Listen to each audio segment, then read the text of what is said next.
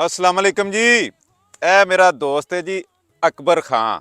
ਅੱਜ ਦੀ ਮੈਂ ਇੱਕ ਖਾਸ ਪੂਰੀ ਕਰਨ ਲਗਾ ਕਿਉਂਕਿ ਨੰਬਰਦਾਰ ਬੱਚ ਅੱਛਾ ਬੰਦਾ ਹੈ। ਐਂ ਜੀ ਗੱਲ ਇੱਕ ਨੰਬਰ ਬੰਦਾ। ਜਦੋਂ ਵੀ ਮੈਂ ਇੱਥੋਂ ਲੰਘਣਾ ਵਾ ਨਾ ਮੈਂ ਲਾਜ਼ਮੀ ਮਿਲ ਕੇ ਖਲੋ ਕੇ ਇਹਦੇ ਨਾਲ ਗੱਪਸ਼ਪ ਲਾ ਕੇ ਜਾਣਾ ਕਿਉਂਕਿ ਇਹ ਬੱਕਰੀਆਂ ਚਰਾਂਦਾ ਨਾਲੇ ਤੇ ਪਰਦੇਸੀ ਆਦਮੀ है और नंबर 2 सुन्नते नबवी वाला ਇਹ ਦੁੰ ਵੀ ਮੈਂ 1 ਕਰੋੜ ਤੇ 15 ਲੱਖ ਰੁਪਏ ਕੀ हाँ ਉਹ ਕਰਜ਼ ਲੱਥ ਜਾਏਗਾ ਇਨਸ਼ਾਅੱਲਾ।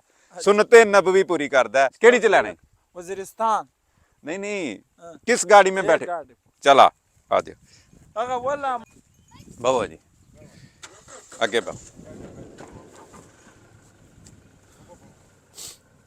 लो जी घुमा के ते फिर आउने। यार को हमने जा बजा देखा,